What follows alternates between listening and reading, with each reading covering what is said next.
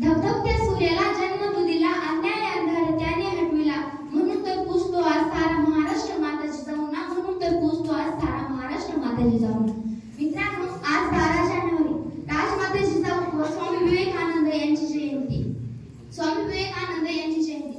मित्रांनो, मी थोडक्यात माझे मनोगत राजमाता जिजाऊ ह्या शुभांना कसे शिकवत होत्या आणि त्यांनी शुभांना कसे शिक्षण दिले आणि शुभांनी त्यांच्या शिक्षणावरून स्वराज्य निर्माण केले आणि रयतेचे हक्काचे राज्य निर्माण केले.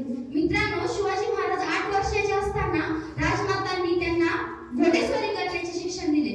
मित्रांनो, 8 वर्षाचे आताचे बाळ काय करते आणि तेव्हा शिवाजी महाराजांना 8 वर्षाचे असतानाच घोडे चालवण्याचे शिक्षण द्यायचे होते. मित्रांनो, शिवाजी महाराज घोड्यावरती बसले. मित्रांनो, शिवाजी महाराज घोड्यावरती बसले आणि घोडा चालवले. घोडा चालवता चालता त्यांचा हात सुटला आणि ते खाली पडले.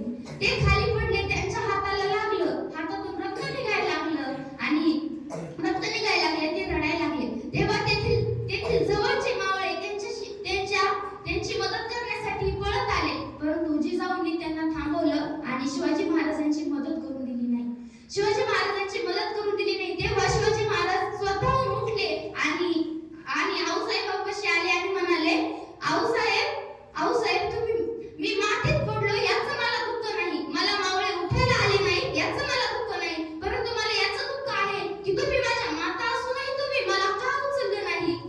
तेव्हा जिजाऊ साहेब म्हणाल्या, शिवबा आज जर मी तुला उचललं असतं तर तू पुढच्या